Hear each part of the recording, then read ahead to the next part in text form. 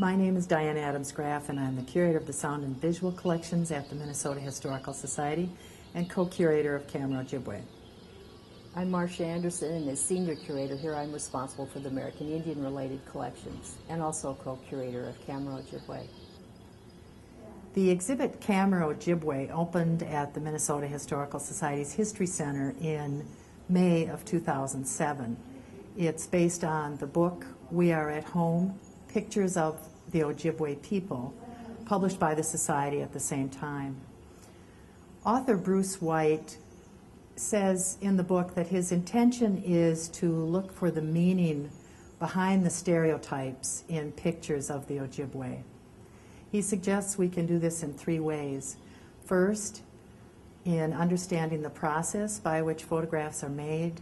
Second, by learning more about the people in the photographs, their names, their families, communities, and lives. And third, by comparing photographs of the same person or place to learn more about the photographer or the individual's life.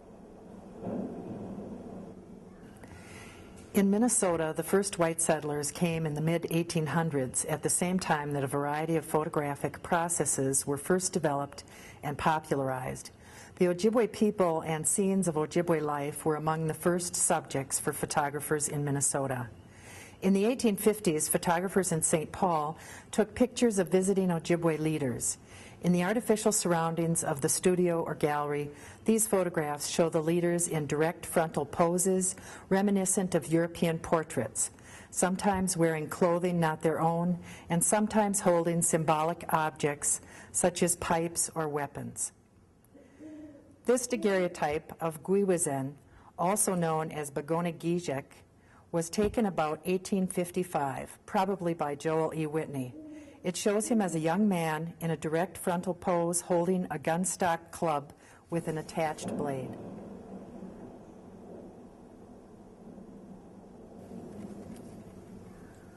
By the 20th century, technological advancements and the popularization of photography allowed Ojibwe people to have pictures of themselves taken for their own purposes. Families commissioned their own studio portraits. Many families and individuals in an area of Lake Lena, referred to today as Azamug, had photos taken by Ross Daniels in the early 19-teens. This is a recreation of his studio based on a photograph he took of it.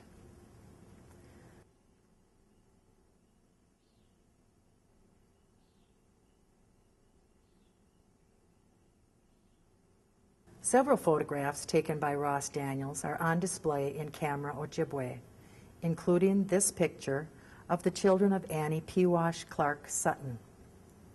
Families also bought their own cameras and recorded their daily lives in snapshots.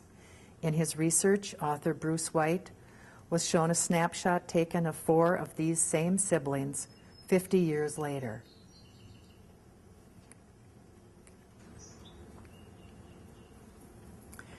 An example of comparing photographs of the same person to learn more about the individual's life is seen here in 2 images of Kakagisik. This first image, taken at War Road, Lake of the Woods, about 1960, shows him posed, wearing a blanket and a turkey feather headdress. This photograph was later reproduced on postcards and portrays him as many tourists recognized him.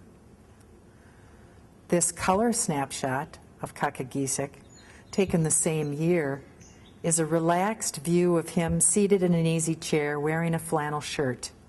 It shows him as he was more likely seen by his friends and family.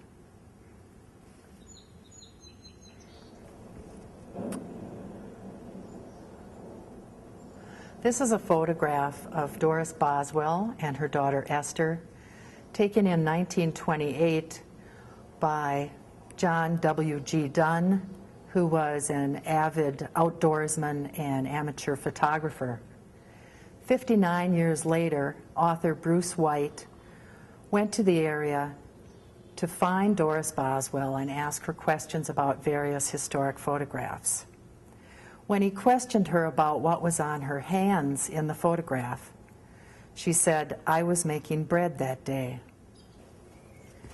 This is an excellent example of learning more about the people in the photographs.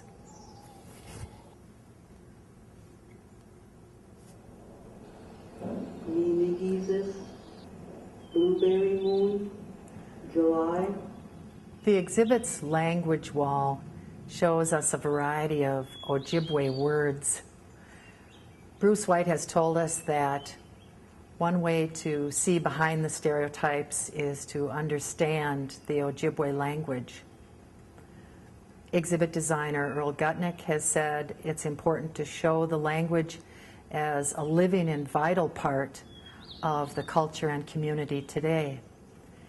David Abid, a Mille Lacs Band member and member of the Society's Indian Advisory Committee, translated these words for us. Manumini gives us Racing Moon, August